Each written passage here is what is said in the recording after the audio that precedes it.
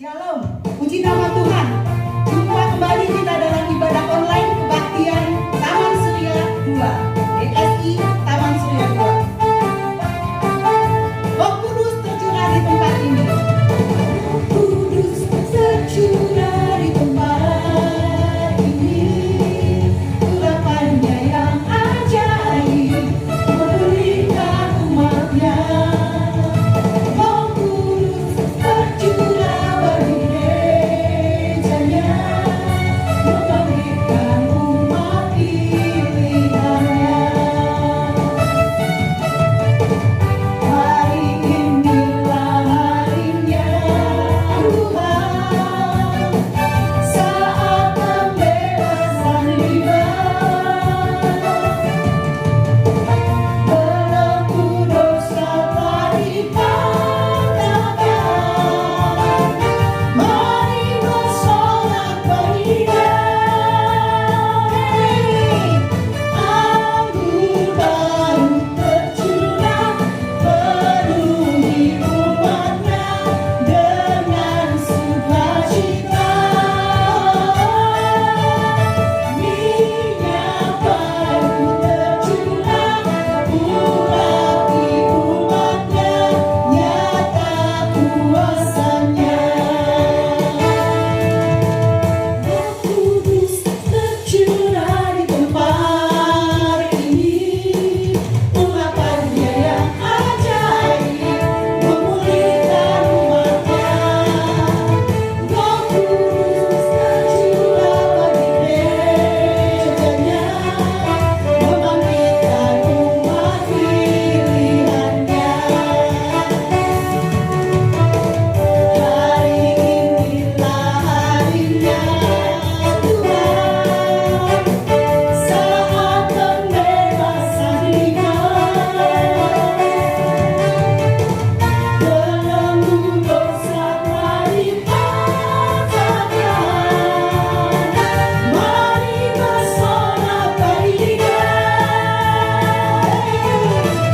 Anggur baru tercurah, penuhi umatnya dengan sukacita. Minyak baru tercurah, urapi umatnya, nyata kuasanya. Nyata kuasanya. Nyata kuasanya. Haleluya.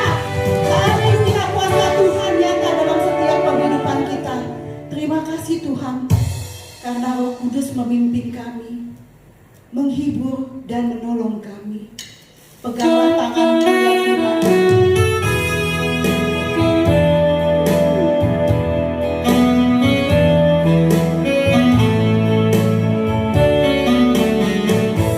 Peganglah tanganku Roh Kudus, setiap hari ku tak dapat jalan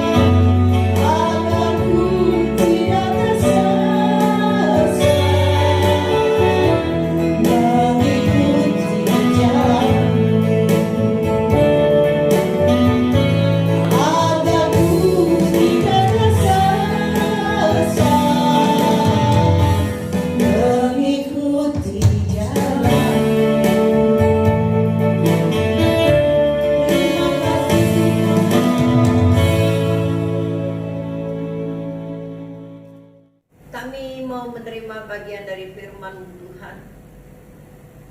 Urapan Allah kami perlukan pada saat ini. Mengurapi hamba-Mu dengan urapan Tuhan, mengurapi jemaat dimanapun mereka berada ketika mereka mendengar kebenaran firman-Mu diberitakan. Biarlah firman-Mu merupakan kekuatan hidup bagi setiap jemaat Tuhan. Dan firman-Mu menghidupkan mereka dari kelelahan dan kelemahan mereka. Sehingga dimanapun jemaat Tuhan berada, mereka tetap memegang kepada firman Allah yang berkata, firman-Mu adalah pelita bagi jalan kami, suluh pada kaki kami, yang membukakan jalan bagi hidup kami. Dari hari ke hari kami berpegang teguh pada firman Allah. Hadir dan memberkati kami Tuhan. Kami terima firman-Mu dalam nama Tuhan Yesus, Tuhan dan Juru Selamat kami. Amin. Shalom jemaat yang Tuhan kasihi. Tuhan memberkati kita di minggu yang kelima pada bulan Mei saat ini. Mari seperti biasa kita persiapkan hati kita dalam ibadah online. Ibadah singkat, namun kalau kita menjalankannya dengan hati yang sungguh-sungguh, ini cukup memberkati hidup kita, memberkati roh kita menjadi kuat di dalam Tuhan. Saya percaya seluruh jemaat berada dalam keadaan sehat. Saya boleh bertanya, ada yang sakit? Tidak ada. Ada yang kena COVID? Oh, enggak ada. Tuhan itu baik banget. Sementara di mana-mana berjatuhan orang karena COVID. Kemarin di Waspada masih ada 12 orang yang diciduk karena terkena COVID kemarin pagi. Tapi saya perhatikan gak ada juga anak-anak dari Jembatan 5 TSS. Berarti dipelihara Tuhan orang-orang yang sungguh-sungguh taat kepada Tuhan. Baiklah, kita siapkan hati kita untuk pemberitaan firman yang akan kita baca pada siang hari ini, yang terdapat di dalam kitab Injil Matius pasalnya yang ke-25 ayat 1 sampai dengan ayatnya yang ke-13. Matius 25 ayat 1 sampai dengan ayat yang ke-13. Saya percaya kita semua mempersiapkan Alkitab menjadi bahan bacaan kita pada saat ini. Lembaga Alkitab memberikan tema gadis-gadis yang bijaksana dan gadis-gadis yang bodoh. Namun saya memberikan tema jemaat yang mempersiapkan diri di hadapan Tuhan. Ayat yang pertama dari Matius 25, pada waktu itu hal kerajaan surga seumpama 10 gadis yang mengambil pelitanya dan pergi menyongsong mempelai laki-laki. 5 diantaranya bodoh, 5 bijaksana. Ayat yang ketiga, gadis-gadis yang bodoh itu membawa pelitanya tetapi tidak membawa minyak. Ayat keempat, sedangkan gadis-gadis yang bijaksana itu membawa pelitanya dan juga minyak dalam buli-buli mereka. Tetapi karena mempelai itu lama tidak datang-datang juga, mengantuklah mereka semua lalu tertidur. Ayat 6, waktu tengah malam terdengarlah suara orang berseru, mempelai datang, songsonglah dia. Ayat 7, gadis-gadis itu pun bangun semuanya, lalu membereskan pelita mereka. Ayat 8, gadis-gadis yang bodoh berkata kepada gadis-gadis bijaksana, berikanlah kami sedikit dari minyakmu itu, sebab pelita kami hampir padam. Ayat 9, tetapi jawab gadis-gadis yang bijaksana itu, tidak, nanti tidak cukup untuk kami dan untuk kamu. Lebih baik kamu pergi kepada penjual minyak dan beli di situ. Ayat 10. Akan tetapi waktu mereka sedang pergi untuk membelinya, datanglah mempelai itu, dan mereka yang telah siap sedia masuk bersama-sama dengan dia ke ruang perjamuan kawin. Lalu pintu ditutup. Ayat 11. Kemudian datang juga gadis-gadis lain itu dan berkata, Tuan, Tuan, bukakanlah kami pintu. Ayat 12. Tapi ia menjawab, aku kepadamu, sesungguhnya aku tidak mengenal kamu. Ayat 13. Karena itu berjaga-jagalah, sebab kamu tidak tahu akan hari maupun akan saatnya. Jemaat yang kekasih di dalam Tuhan Yesus, saya mengambil ayat 13 menjadi ayat tekanan, ayat emas kita pada pagi hari Minggu ini, di minggu yang kelima. Karena itu berjaga-jagalah, sebab kamu tidak tahu akan hari maupun akan saatnya. Kita semua yang mendengarkan ibadah online pagi hari ini, saya berikan ayat yang ke-13 ini sebagai ayat hafalan kepada kita. Karena itu berjaga-jaga, sebab kamu tidak tahu akan hari maupun akan saatnya. Saudara yang kasih di dalam Tuhan, nanti sampai kepada pembahasan saya akan membahasnya. Semua jemaat jangan berpikiran keluar dari pembacaan Alkitab kita, tapi fokuskan. Karena kalau kita nggak fokus, dengan pikiran kita keluar dari tempat ini, sulit kita akan menerapkan firman Allah di dalam hidup kita sekalian. Saya memberikan dulu satu cerita yang pernah saya alami gitu ya. Suatu saat saya bertemu dengan seorang wanita yang cukup tua, sekitar 75 tahun. Nah, saya kenal wanita ini sudah lama sekali. Maka ketika kami jumpa, dia sangat senang sekali. Dan satu kali dia bilang begini dengan saya, karena itu teman zaman kuno gitu ya. Dia bilang, Maria, anterin saya yuk. Saya bilang, oke Cik, yuk, mau kemana? Saya melihat dia membawa tentengan plastik. Kok dalam plastik ada tas lagi begitu ya, rapi dan bersih gitu ya. Cik, kita mau kemana? Saya tanya begitu. Lalu beliau bilang begini, kita ke laundry. Saya lihat, bukankah yang dia bawa itu bersih? Untuk apa ke laundry gitu? Tapi saya ikutin aja lah. Pergi di laundry, dia keluarkan pakaian yang di dalam tas. Itu pakaiannya bagus. Bagus itu pakaian. Saya tanya ke dia, Cik, itu pakaian masih bagus dan bersih, kok mau dicuci? Dia bilang ke saya begini, Maria, tahukah engkau udah umur berapa ini baju? Wah, saya gak bisa terka. Lalu dia bilang lagi, ini sudah sekitar 50 tahun lebih baju itu. Wow, saya pikir 50 tahun lebih baju masih ada di tangan orang yang memeliharanya dengan baik.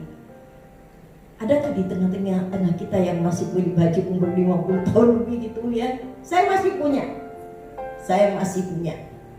Nah, jemaat yang kekasih di dalam Tuhan Yesus, saya melihat itu pakaian bagus, buat saya cukup bagus. 50 tahun lalu ada pakaian sebagus gitu. Itu pakaian, pasti pakaian mahal. Lalu saya gak berani terlalu banyak tanya gitu. Saya lihat, saya terkagum-kagum dengan pakaian itu. Lalu saya bilang, Ci, ini kalau zaman dulu mahal banget ya. Pasti mahal, saya bilang gitu.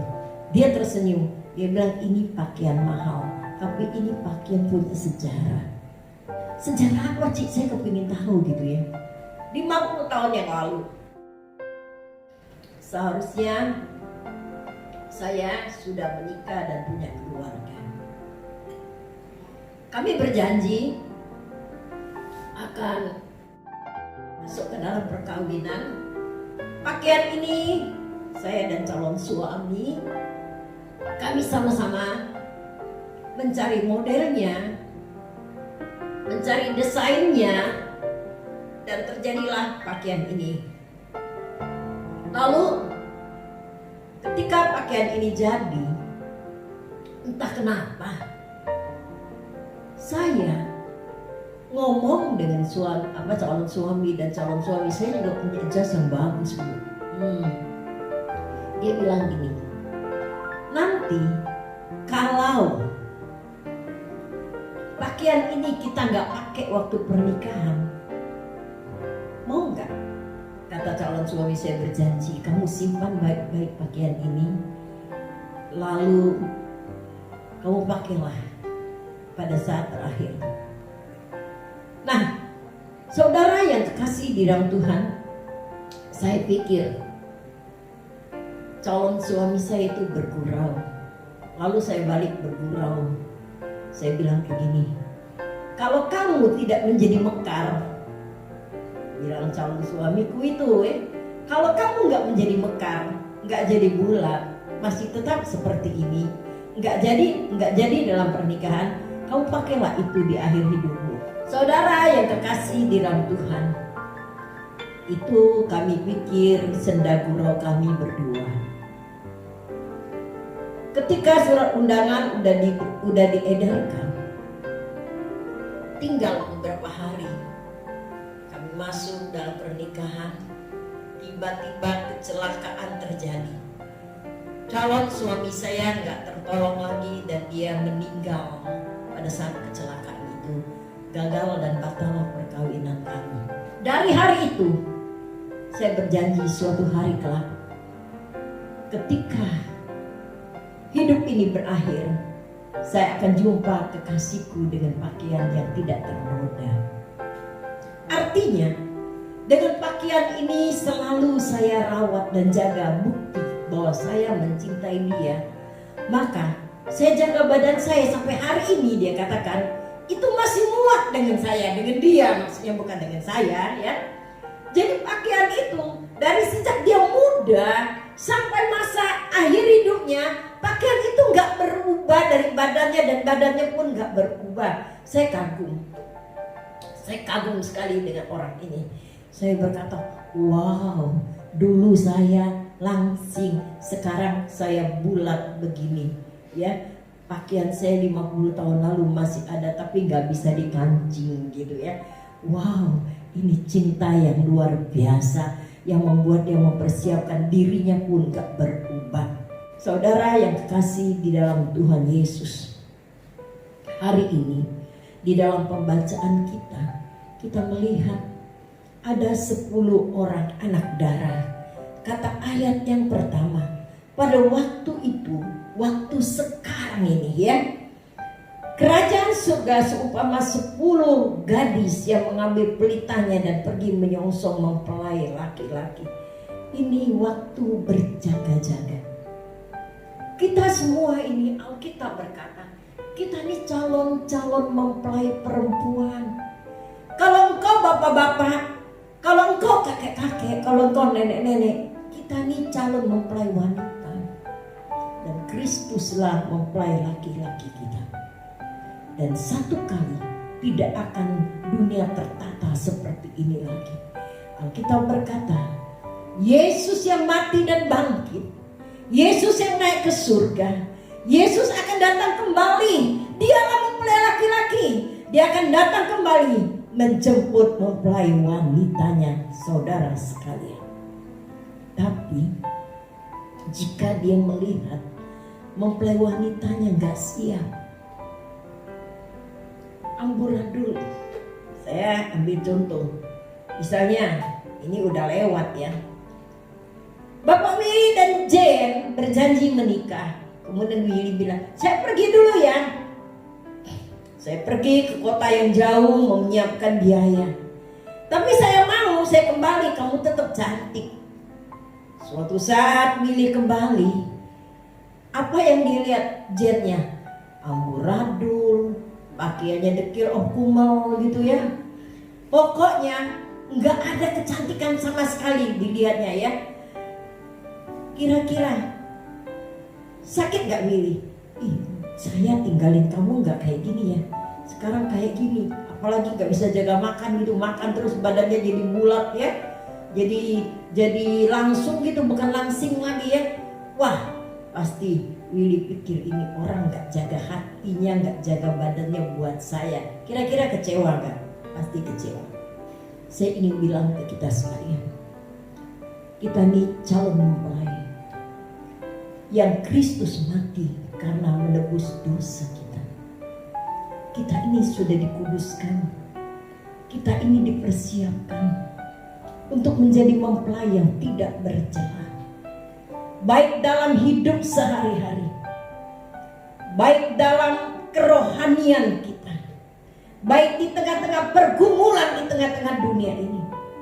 Tuhan mau kamu ini menjadi mempelai yang tidak bercela. Dengan lain kata, nabur yuk dalam hidup kita. Kita suka berpikir gini loh, kita nabur ini, nabur buat orang lain. Jangan berpikir begitu dulu, nabur buat diri sendiri yang baik dulu. Nabur yang baik di tengah-tengah keluarga. Jemaat Tuhan yang kekasih di dalam Tuhan Yesus. Beberapa hari yang lalu, seseorang menelpon saya berkata begini, "Ibu, bisa tolong tampung orang gak?" Saya tanya kenapa? Dia bilang, kasihan ini orang, udah sakit, nggak kerawat juga. Dia ikut adiknya. Adiknya punya anak 6, 8, 9 orang. Bagaimana bisa tinggal di satu tempat? Mereka sekarang ditampung di penampungan karena nggak bisa bayar kontrak. Dikasih kamar kecil banget, tolonglah Bu, taruh di rumah ibu kayak di gereja kayak. Wah, saya bingung. Lalu saya bercerita dengan yang ada di tempat dia, yang ada dengan saya. Ini satu pelajaran kalau kamu hidup, kita nih hidup, kesempatan untuk menabur yang baik. Kenapa saya berkata seperti itu? Saya tahu bahwa orang tuanya dulu menabur nggak baik. Jadi sekarang hasil taburannya ya seperti ini gitu ya. Nggak kuat dia menghadapi situasi dunia yang mengerikan saat ini. Yuk kita belajar nabur untuk diri dulu. Misalnya sekarang ini, sangat baik saudara mendapat firman seminggu sekali, tapi itu masih kurang. Yang nabur bagi diri sendiri, saya kasihkan contoh. Yang bacalah firman tiap hari, itu nabur buat diri. Supaya engkau kuat. Kalau engkau kuat, engkau bisa berdoa buat anak-anak. Kalau engkau kuat, engkau bisa bicara sama keluarga. Kalau engkau kuat, engkau bisa bicara dengan tetanggamu. Kalau engkau kuat, engkau akan menjadi berkat bagi orang lain. Itu nabur bagi diri sendiri. Dan Tuhan memateraikan ketika engkau menabur untuk dirimu sendiri. Saya masih sempat bicara. Saya bilang begini, jikalau seorang papa mama bilang sayang anaknya, papa mamanya pakai yang bagus-bagus, jalan kemana-mana, anaknya nggak sekolah. Apa itu nabur yang baik? Oh enggak. Tapi jikalau seorang ibu janda jualan di pinggir jalan, tapi hasilnya anaknya sarjana, itu kebanggaan, itu nabur yang baik. Ini sekilas saya kasihkan. Nah, Tuhan mau setelah kita ini ditebus dari dosa, kita menjadi orang-orang yang kudus. Alkitab berkata, Tuhan mau kita menjadi mempelai yang siap menyongsong Dia waktu datang kembali kali yang kedua. Ayat 2 berkata begini, 5 diantaranya bodoh dan 5 bijaksana. Bodoh di sini bukan bilang enggak sekolah. Ada orang sekolah tinggi tapi rohnya bodoh. Kenapa bodoh? Enggak diisi minyak Roh Kudus dan firman Tuhan. Bagaimana jadi pintar? Karena pelajaran firman ini menjadi kebodohan bagi orang dunia. Yang menjadi bodoh dia. Enggak peduli firman Tuhan bilang apa. Itu yang disebut orang bodoh, karena dia tidak mempersiapkan diri buat Tuhan. Boro-boro mau rela melayani, gak siap dia buat Tuhan. Saya berharap seluruh jemaat siap buat Tuhan. Ya, gak pakai ini bukan tugas gua, ini tugas lu gitu. Gua gak perlu datang, jangan gak ibadah, masa bodoh ya. Mulai hari ini kita bertobat sungguh-sungguh. Gak usah dipaksa lagi gitu. Ya kalau orangnya berhalangan gak datang, Tuhan siapkan saya untuk membantu. Jangan berhitung-hitungan loh. Ini kita lihat ayat ini berkata apa? Yang bodoh dengan yang bijaksana itu beda. Bedanya apa? Kita lihat ayat berikutnya. Gadis yang bodoh hanya bawa pelita, nggak diisi. Banyak nggak orang-orang percaya model kayak gini? Banyak. Kelihatannya keren, bajunya keren, hebat, ke gereja gitu ya. Tapi sampai di gereja, firman Tuhan di mana, telinganya di mana, pikirannya di mana? Itu nggak diisi. Ya, jadi akhirnya apa? Akhirnya menjadi lemah. Kalau sudah lemah, sensitif. Oh, itu lu bunsen, saya ngomong gak disautin, tersinggung. Kenapa? Minyaknya gak diisi. Tapi bukan bunsen ini, pinjam namamu daripada saya pakai nama orang luar, nanti saya digampar lagi gitu ya. Coba kalau minyaknya gak diisi jadi orang lemah, mau gak? Apa ngesoting kayak gini? Habisin waktu saya. Tapi kita lihat, kini tahan digeser, yang lain diutamakan pelayanan. Itu yang Tuhan mau. Jangan suka sensitif. Kalau kita nih ngomong sensitif, di mana-mana juga kena kita. Di rumah anak-anak ngomong kasar, ya sensitif. Makan tuh di pikiran.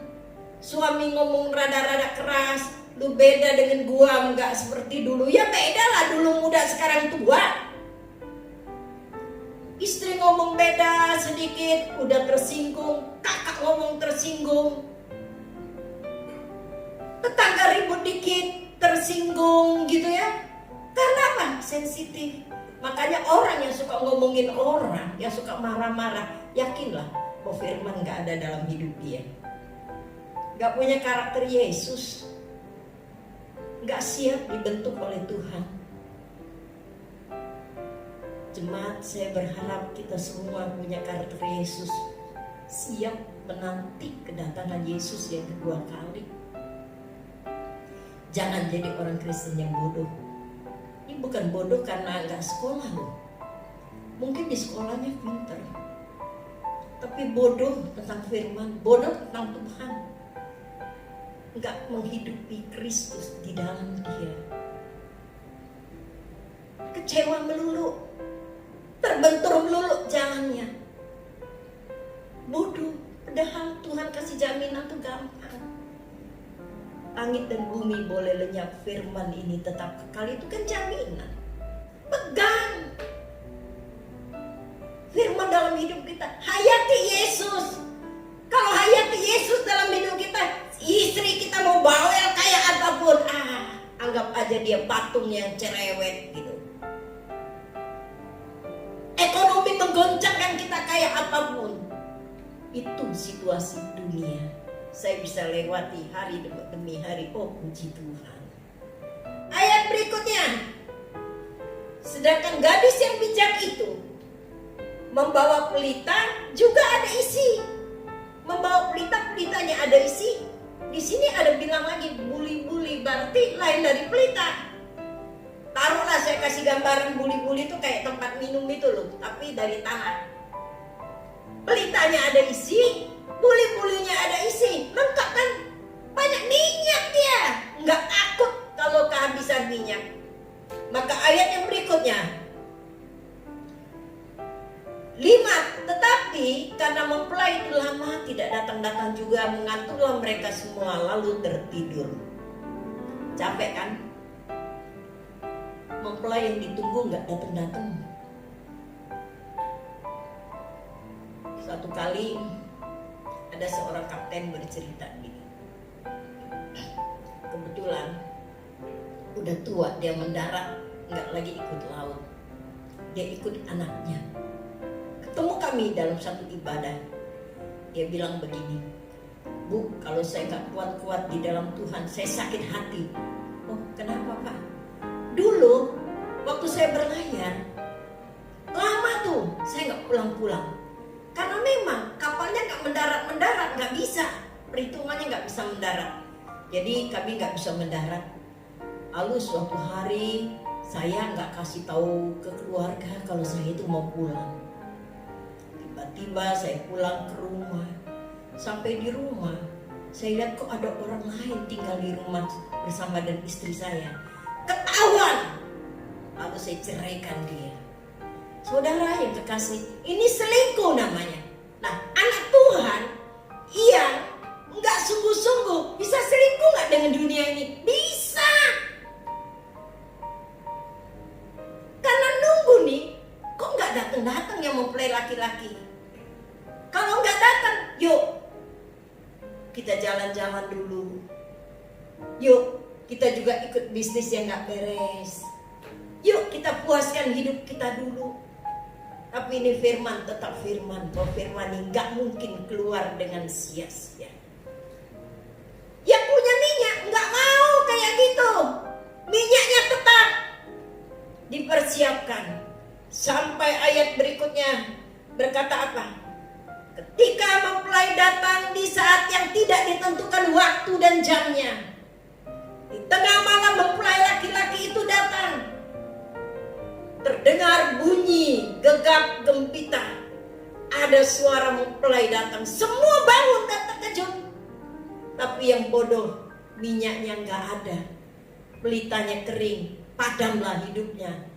Kita lihat yang pandai, yang bijaksana, dia nyongsong mempelai laki-laki.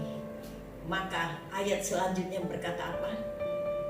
Masuklah ke dalam perhentian bersama-sama dengan mempelai laki-laki yang mereka tunggu. Lalu datang juga yang 5 yang bodoh, ketok pintu, bukakan kami pintu. Suara mempelai laki-laki berkata apa? Aku tidak kenal kamu. Ngeri ya.